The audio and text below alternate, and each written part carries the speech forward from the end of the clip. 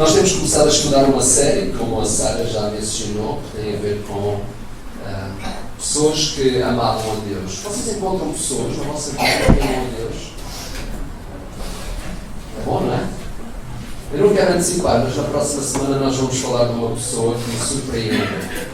Será a terceira pessoa e depois nós falaremos de uma quarta e vamos ficar por aí no que diz respeito a este assunto. Mas hoje, meus irmãos, na semana passada nós falámos sobre um homem que veio de propósito a Jerusalém para conhecer esse Deus verdadeiro. Alguém se lembra quem era? Quem foi? É verdade. Vocês chamam de eunuco. Por que não chamam de etíope? Normalmente nós dizemos eunuco, não é? Vamos por aquele lado mais difícil, mas em geral é assim, não é que se diz eunuco. Ele é o etíope, não é? Por acaso era eunuco, podia não ser, não é? Pessoas que amavam a Deus, certo? Estamos a funcionar? Mas não eram salvas. Estranho, não é? Nós ouvimos falar que realmente às vezes pensamos que é preciso nós fazermos alguma coisa para encontrar a salvação. E de facto nós precisamos fazer alguma coisa, mas é depois sermos salvos. Porque para a salvação nenhum de nós pode contribuir para nada. Vamos ler o texto. Hoje nós vamos ler em Atos capítulo 9. Atos capítulo 9. Irmãos, recordam-se que a semana passada eu não tive a oportunidade de... O comando não está a funcionar, ou se está. Ok. O que é que lhes faltava? O que é que faltava a este homem? E tipo de tesoureiro, lembram-se, faltava um encontro pessoal com Jesus. Meus irmãos, há muita gente que anda na vida com uma fé. Há muita gente que procura seguir a Deus. Há muita gente que procura ter extratos de manifestações de amor a Deus. Mas o que procuramos dizer ao longo desta série de sermões é que amar a Deus não é suficiente. Ninguém consegue amá-lo se não for da maneira certa. Vocês conhecem várias histórias que estão nas Escrituras que falam disto. Penso muitas vezes, por exemplo, em Caim. Caim é aquele homem que foi ensinado a maneira certa de ter os seus pecados perdoados. Tinha que ser através do sacrifício de um animal. E eu não tenho dúvida que ele teve uma manifestação de amor a Deus ao querer trazer ao altar os frutos do seu próprio trabalho. Mas não foi aceito. E se há uma verdade que nós temos que aceitar, é que Deus, sendo Deus, Ele tem o direito de traçar o caminho para Ele próprio. Nós recebemos em nossas casas quem nós queremos. O lugar que nos é íntimo, nós o recebemos lá quem nós desejamos. Deus tem o direito de dizer-nos a nós como é que nós podemos chegar a Ele. Não fará sentido que os homens criem caminhos para chegar a Deus. Deus estabeleceu as regras. Ele disse como é que nós chegaríamos a Ele. Ele mostrou-se disponível e disse: buscar-me-eis e me achareis se me buscardes todo o vosso coração. Mas não é só buscar a Deus de coração, é buscá-lo da forma certa, no caminho certo. E quando estamos a falar disto, meus irmãos, não estamos a dizer que é aqui só que se prega este caminho. Estamos a dizer que o caminho está na palavra. Quem realmente se orientar pelo caminho da palavra encontra Deus da forma certa. Por isso, o que estou a procurar dizer, meus irmãos, é encorajar cada um de nós, como eu me encorajo a mim mesmo, a que realmente nós não busquemos a Deus da maneira que nós achamos, mas o busquemos da forma como o podemos encontrar verdadeiramente. E se é verdade que as palavras de Jesus têm significado para nós, uma vez Ele disse: eu sou o caminho, a verdade e a vida, e ninguém vem ao Pai senão por mim. Por isso, não há outra maneira de nós nos enganarmos em relação a Deus. Há pessoas que amam a Deus, que procuram caminhos de fé, mas a palavra de Deus nos ensina que é preciso um encontro pessoal com Jesus. E de facto, na semana passada, nós sabíamos que talvez este seja o encontro que eu e tu precisamos. Às vezes há pessoas que desistem do caminho da fé porque um dia encontraram-se com Deus e passaram a viver o resto da sua vida daquele momento. Imaginem se nós nos alimentássemos durante uma semana apenas de uma refeição. Imagina se nós começássemos à segunda a tomar o pequeno almoço, o almoço e o jantar e ficássemos por aí. Há muitas pessoas que na sua fé se alimentam apenas de um encontro. Alimentam-se apenas de um momento. Daquele momento em que sentiram que realmente Deus falou aos seus corações, mas muitos ficam por ali. Sabem que até têm o passaporte para a vida eterna, sabem que até um dia vão estar no céu, mas parece que morreram no seu relacionamento com Deus. Parece que Deus se revelou apenas uma vez à sua vida e não há mais nada para dizer. Deus é tão intenso nas nossas vidas que nós nunca conseguimos esgotá-lo, ainda que nós tenhamos muitos encontros com Ele. Então é neste sentido que nós queremos ir, meus irmãos. Vejo muita gente a viver uma espécie de fé do qual não se extrai de Deus o que Deus tem para dar.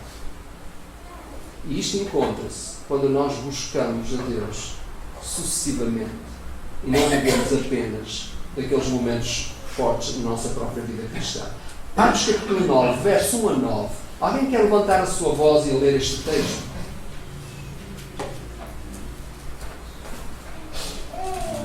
E Saulo, respirando em maniato de morte contra o discípulo do Senhor, dirigiu-se ao sumo sacerdote e pediu-lhes carta para Damasco, para as sinagogas, a fim que se encontrasse alguns naquelas setas, quer homem, quer mulheres, os conduzisse preso a Jerusalém. E indo no caminho, aconteceu que, chegando perto de Damasco, subitamente o cercou um resplendor de luz do céu.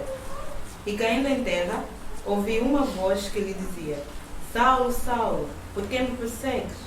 E ele disse: Quem és, Senhor? E disse o Senhor: Eu sou Jesus, a quem tu persegues. Duro é para ti recalcitrar contra os aguilhões. E ele, tremendo e atônito, disse: Senhor, o que queres que faça? E disse-lhe o Senhor: Levanta-te e entra na cidade, e lá te será dito o que convém fazer. E os varões que iam com ele pararam espantados, ouvindo a voz, mas não vendo ninguém. E Saulo levantou-se da terra e, abrindo os olhos, não via ninguém. E, guiando-o pela mão, os conduziram a Damasco. E esteve 3 dias sem ver e não comeu nem bebeu. O que é que acontece quando entre as pessoas não há encontros significativos? O que é que acontece? Quando entre as pessoas não há encontros significativos. As pessoas podem se considerar amigas, mas se não houver encontros que marquem essa amizade, o que é que vai acontecer com essa amizade?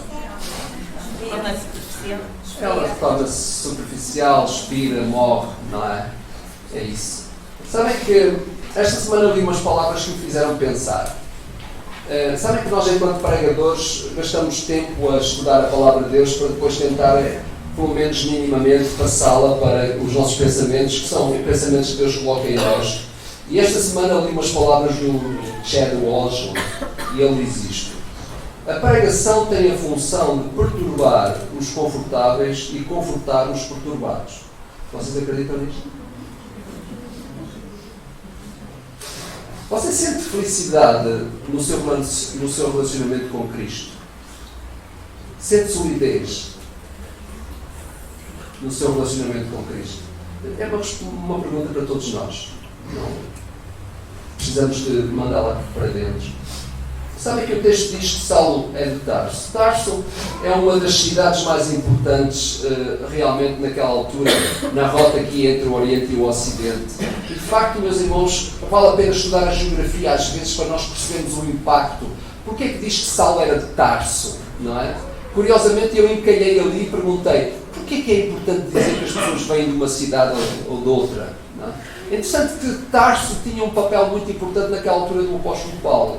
Inclusivamente houve ali uma universidade muito importante onde o próprio apóstolo Paulo estudou.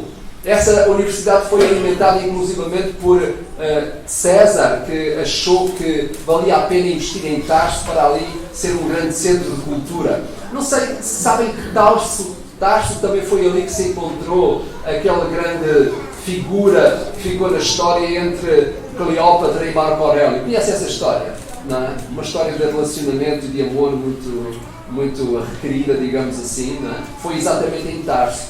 Às vezes, o lugar onde nós estamos, o momento em que nós nos encontramos é importante para conseguir trazer significado para os nossos encontros. Paulo, que entretanto se chamava Saulo, nós sabemos que ele era uma pessoa muito ligada à fé, era uma pessoa que, na verdade, tinha um bom relacionamento com a lei. Aliás, se os irmãos lessem depois em Filipenses, onde ele fala muito sobre aquela questão relacionada com a sua própria experiência, diz lá em Filipenses que ele era um observador fiel da lei mosaica, diz que ele era zeloso na prática da lei e diz que ele era irrepreensível quanto ao caráter da lei. Se nós olhássemos para Saulo, eu estou certo que vocês não se importavam de ter Saulo na vossa equipa de amigos. Vocês não se importavam de ter Saulo sentado nos bancos da nossa igreja. E podem ter a certeza que ele levava a vida cristã a sério. Eu não tenho dúvidas nenhumas que a pergunta que me vem é esta. Será que o meu zelo pela palavra é tão igual ao zelo de Saulo pela lei? Esta foi uma das perguntas que caiu dentro do meu coração. Porque às vezes nós não reparamos bem a densidade, às vezes não somos capazes de avaliar fortemente aquilo que é a dedicação dos outros. Porquê? Porque não sentimos claramente o peso dessas coisas na vida de cada um. E eu fiquei a perguntar a mim mesmo, bem, eu olho para Saulo, uma pessoa que na verdade perseguiu a Igreja do Senhor Jesus Cristo, uma pessoa que levou muitos cristãos à cadeia, muitos foram mortos por causa da sua ação, mas depois eu pergunto, ele achava que estava realmente a fazer um jeito a Deus. Ele achava que, na verdade, ao seguir a lei e nestes novos movimentos que apareciam naquela altura, ele perguntava a si mesmo, o que é que esta gente realmente tem a fazer? Ele chegou lá a Damasco e ele viu o que é que estava a acontecer em Damasco. No lugar onde se ensinava a lei, qual ele aprendeu desde pequeno, aquilo era uma confusão na sinagoga de Damasco. O que é que ele vê? Ele vê lá os cristãos que invadiram a sinagoga e, em vez de ensinarem a lei, estavam a ensinar os valores do Cristo ressuscitado. Ele ficou tão irritado com isso que ele vem lá, faz 200 km para vir a Jerusalém para apanhar as cartas de recomendação para voltar a Damasco e pôr aquela gente toda na prisão. Eu fico a olhar para este homem e pergunto, bolas, o zelo dele envergonha-me. O zelo dele realmente faz-me perceber a mim onde é que eu estou naquilo que é o desejo de levar outros a conhecer a verdade. Nós encontramos em Saulo uma pessoa que realmente tinha uma orientação na sua vida, ele sabia para onde ia. E sabem uma coisa? De facto, como nós vamos ver mais à frente, às vezes há pessoas enganadas na fé. Mas nós, às vezes, que estamos na fé, pensando que estamos na fé com tudo o que temos, se calhar saímos envergonhados. Porque nem sempre a nossa dedicação à verdade é a mesma que muitos têm à mentira. A nossa dedicação à verdade nem sempre é a mesma que muitos têm à mentira. E é por isso que nós devemos anunciar a verdade onde quer que estejamos. É interessante, meus irmãos, na verdade o que é que faltava a Saulo é a grande pergunta. Quando nós olhamos para o texto, nós percebemos que esta primeira referência que é feita a Saulo é feita dele como um perseguidor. Mas se vocês acabarem de ler o capítulo 28 de Atos, vocês vão ver Paulo a anunciar as boas novas do reino. É impressionante como é que nós olhamos uma descrição de um homem que perseguia os cristãos e vamos vê-lo no final do livro a ser alguém que dá a sua vida por Jesus. É impressionante nós vemos como é que Deus realmente transforma, como é que Deus muda a vida das pessoas. Talvez nós possamos afirmar com segurança. Paulo amava a Deus, mas precisava de algo mais. E eu estou certo que isto acontece com todos nós que estamos aqui esta manhã. Nós amamos a Deus, mas precisamos de algo mais. Na verdade, Paulo apresentava serviço, ele era zeloso pelas coisas espirituais. Ele ia à sinagoga para receber instrução. Ele ia ao templo para as suas próprias obrigações religiosas. Mas, como vemos, faltava algo mais a Saulo. E no livro de Atos, nós percebemos que há 3 registros da sua conversão. Curiosamente, capítulo 9, capítulo 16, capítulo 22 e capítulo 26. Encontramos o registro da conversão de Saulo no livro de Atos como ninguém mais. Não existe outra pessoa que tenha ficado tão presente naquilo que foi a sua mudança de vida como o próprio apóstolo Paulo. E nós perguntamos a nós mesmos, Paulo teve uma conversão genuína, mas nós perguntamos o que é conversão? As pessoas ouvem falar esta palavra, afinal o que é conversão? Conversão é a resposta à boa nova de Jesus. É a resposta ao Evangelho. E a conversão dá-se no mesmo momento em que se dá também um outro termo que a palavra de Deus usa, que é a reconciliação. É quando nós voltamos a ter outra vez paz com Deus. E este termo é um termo grego para explicar que, de facto, a conversão é uma mudança, uma volta. É, na verdade, um retorno. O retorno a quê? O retorno a Deus. O retorno ao Senhor. Os pecadores são convertidos e regenerados para uma nova etapa nas suas vidas. Quando nós reconhecemos que precisamos de um Salvador, isso é uma nova etapa na nossa vida. Uma etapa que nos conduz à eternidade com Deus. Uma etapa de relacionamento com a Trindade. Uma etapa de relacionamento através de tudo aquilo que tinha sido perdido, mas que a graça de Cristo traz de novo para as nossas próprias vidas. Há um escritor chamado John Owen, que ele diz que a obra do Espírito Santo em si é secreta e oculta, mas realmente ela é bem descoberta nos seus efeitos. Isto é, se é verdade que o Espírito atua dentro de nós, é verdade que aquilo que eu mostro enquanto pessoa convertida precisa de manifestar, precisa de anunciar muito mais do que aquilo que é o que se passa cá dentro. O novo nascimento, a conversão, é uma obra misteriosa, mas os seus efeitos são evidentes e têm que ser evidentes. Realmente nós reconhecemos a nossa condição diante de Deus, mas nós buscamos experiências de relacionamento com Deus. Mais importante que termos experiências de fé é termos fé numa relação. E a fé numa relação com Deus não se faz tanto por ritmos desconcertados de procura, nem por corridas aflitivas ao consultório divino, nem ainda por aquelas orações rápidas dos 3 P's. Graças, Senhor, pelo pão, pela proteção e pela provisão. Amém. Não, de facto, faz por laços que nunca se cortam. Faz depois de terem sido, realmente, termos admitido que a nossa vida não pode existir sem um Deus como Ele. Faz por desejos que nunca se perdem, por vontades que jamais se cruzam. De facto, a conversão é isto. Eu só posso encontrar o caminho quando verdadeiramente estou nele. Não é quando venho para Ele, mas quando estou nele. Estava a recordar-me esta manhã as muitas viagens que fiz, muitas vezes sozinho. Vinha para Lisboa, quinta-feira de manhã, às vezes de madrugada. Madalena tinha que ficar por causa das crianças que estavam na escola. E eu lembro-me que voltava depois ao final do dia para casa, super cansado de conduzir a Lisboa, cansado, que terminava o dia depois com a nossa reunião de oração lá em Moscavide. Eu recordo que muitas vezes voltava a conduzir o meu carro e a Madalena sabia que sistematicamente procurava telefonar para mim para me manter acordado. Sabem que os telefonemas, os telemóveis servem para isso, sabem? É para manter as pessoas acordadas. Não é? Então, ela telefonava quase insistentemente e muitas vezes aconteceu que eu adormecia pelo caminho. Deus foi gracioso para comigo. O facto de eu estar aqui hoje, tenho mais de 2 milhões de quilómetros andados sentados num carro e Deus foi tão bom para mim. Mas sabem uma coisa? Às vezes a Madalena ligava e ela dizia: onde é que tu estás? E eu não era capaz de dizer onde é que eu estava, apesar de conhecer aquele caminho tão bem, de o fazer centenas e centenas de vezes. Sabem porque é que eu não sabia? É estranho. Nós sabemos que estamos no caminho que nós conhecemos, mas não o identificamos. É porque quilómetros atrás eu adormecia. Às vezes a vida cristã das pessoas é um bocado isto. Elas às vezes adormecem no percurso e depois não sabem bem onde é que estão. Porquê? Porque cortaram os laços do relacionamento com Deus. Pessoas que na verdade continuam a sentir nas suas próprias vidas as marcas do sacrifício de Cristo, mas que cortaram os laços do relacionamento. Faltaram encontros. Faltaram momentos que marcaram a história, marcaram a sua própria vida.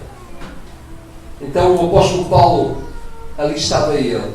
É realmente esta condição diante de Deus, de pessoas amadas, mas pessoas regeneradas, transformadas, pessoas que mudaram as suas vidas, que permitem estes encontros e estes relacionamentos de fé.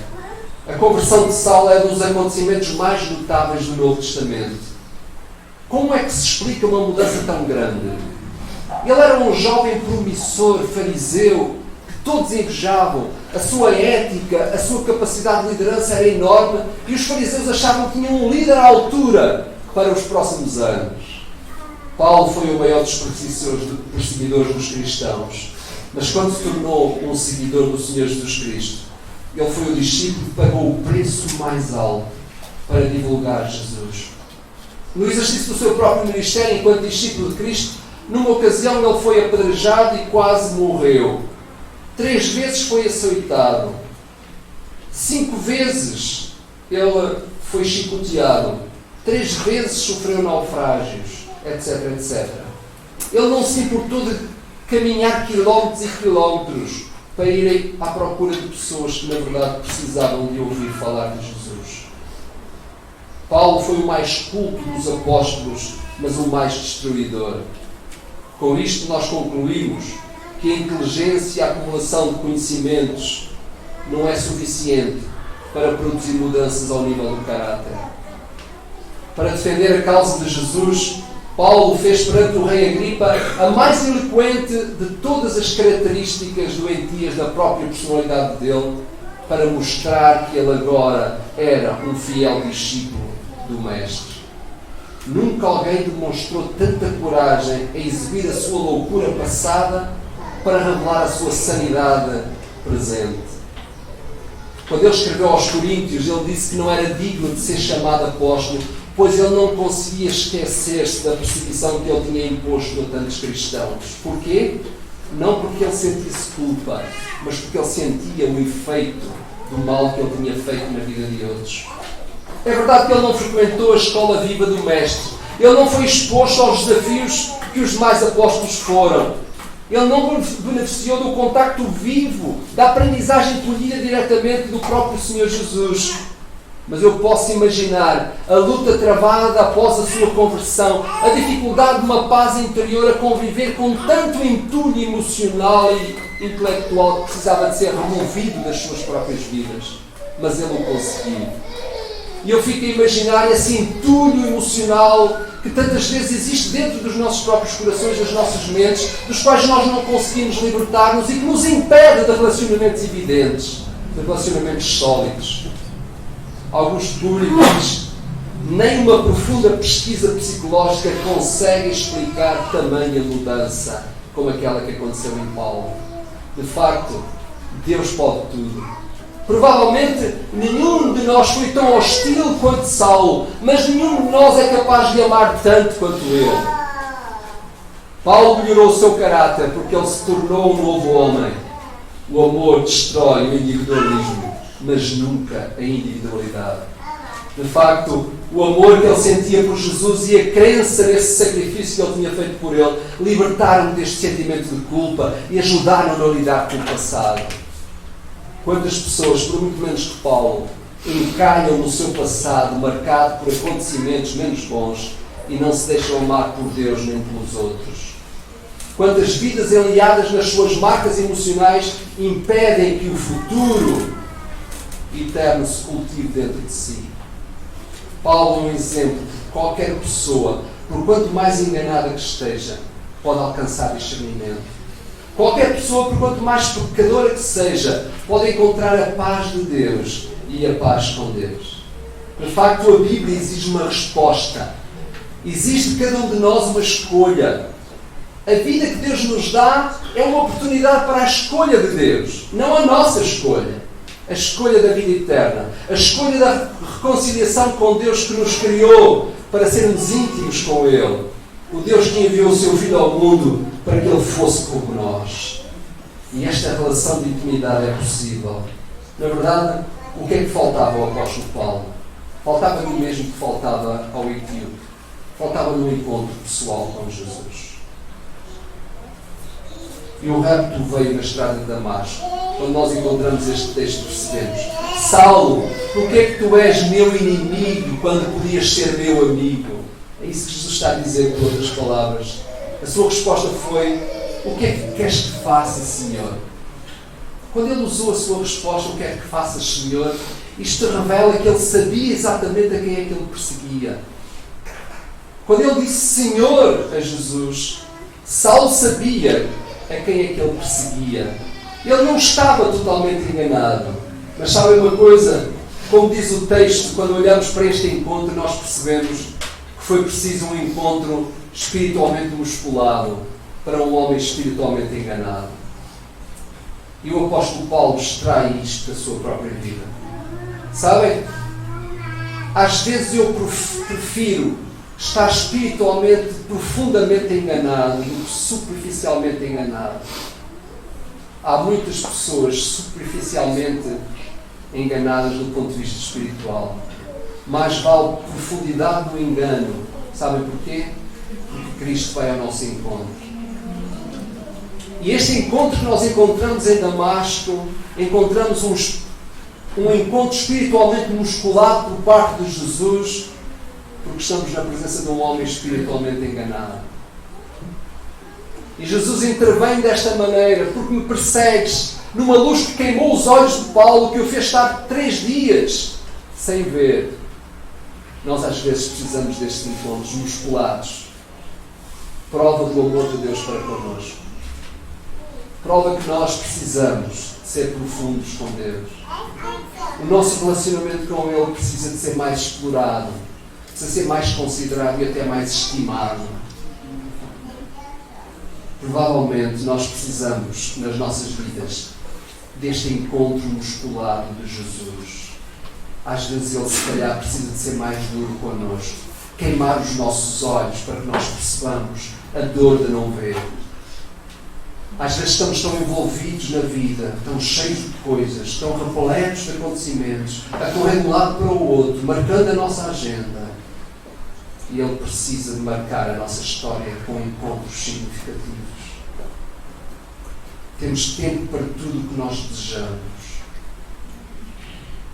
Cantamos e dizemos que desejamos a Jesus, mas os nossos encontros com Ele não marcam a nossa história.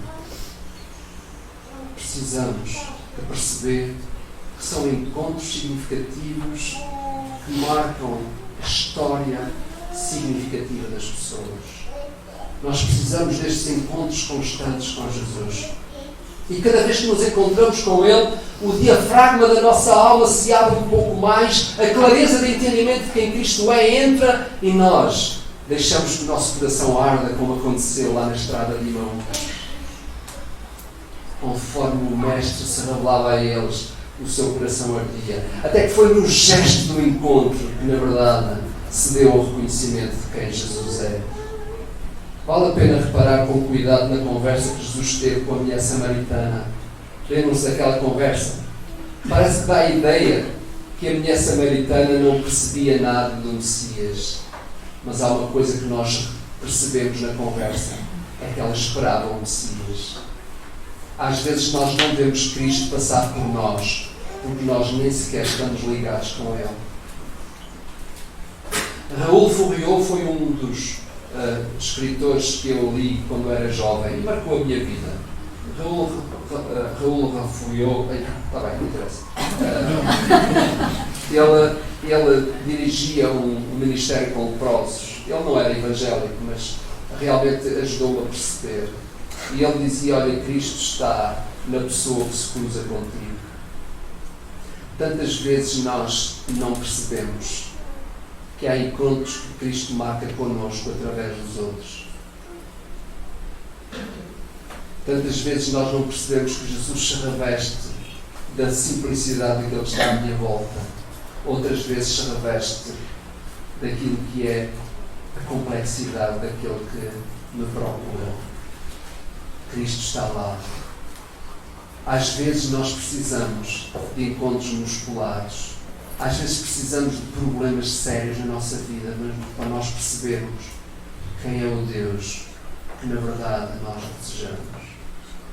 Nós precisamos de encontros. Se olharem para essa conversa que Jesus teve com a mulher samaritana, ainda foi mais significativa do que a conversa que Jesus teve com o Dr. Nicodemos.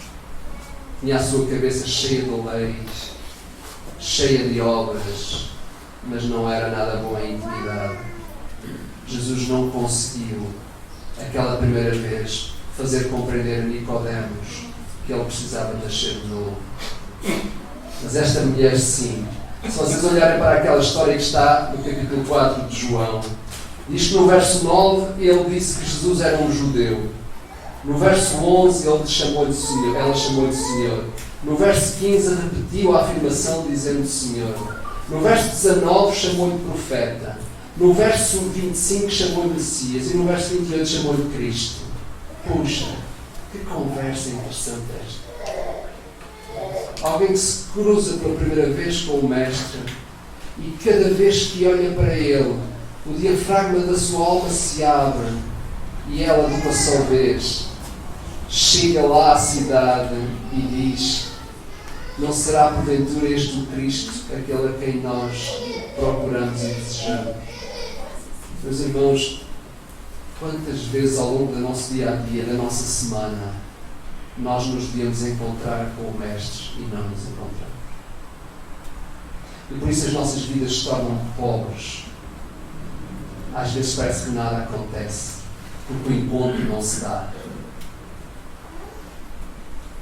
Nós precisamos de encontros com Cristo. Nós precisamos de momentos que marquem a nossa história. Nós gostamos de ver a nossa carreira a progredir. Gostamos de ver o nosso salário a crescer. Gostamos de ver as nossas conquistas a acontecerem. Nós precisamos de Jesus para que a nossa história se torne significativa.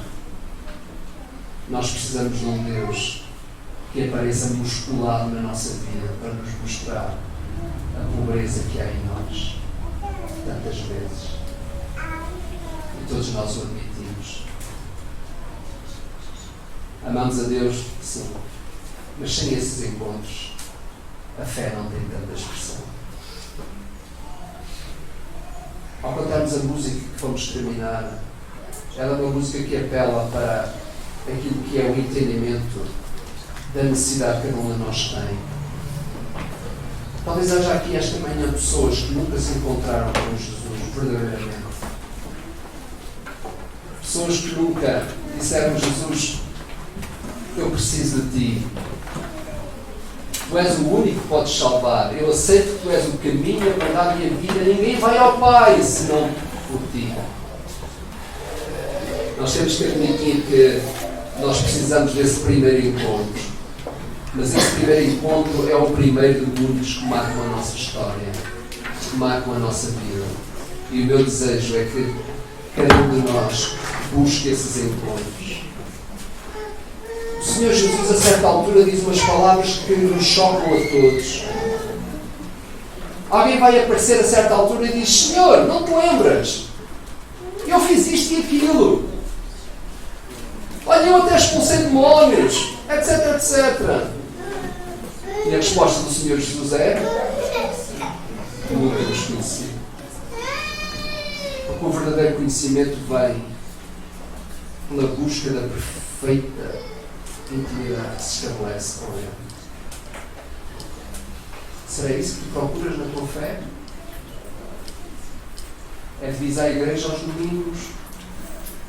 É de te relacionares com uma comunidade?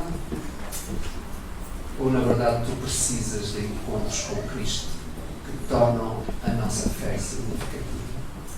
Ele está para nos oferecer esses momentos. Ninguém consegue extrair de Cristo tudo aquilo que Cristo tem para dar.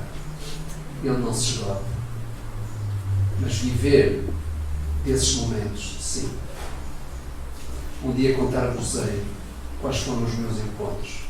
Como vocês sabem, se deram em várias etapas ao longo da vida. E eu estou a pedir a Deus que traga um outro encontro significativo para a minha vida agora.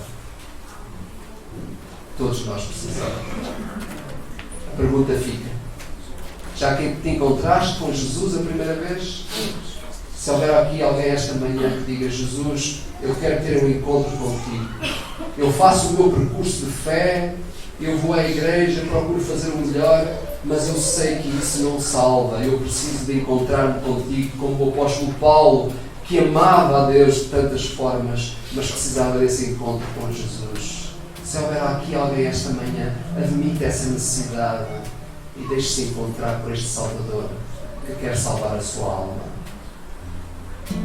Talvez outras pessoas estão pobres de relacionamento com Jesus. Têm uma vida rica de muita coisa, mas pobres de Jesus. Ao ouvirmos este hino, que nós deixemos que a voz do Espírito fale connosco. Cada um de nós caminhe na direção necessária, na direção de Jesus.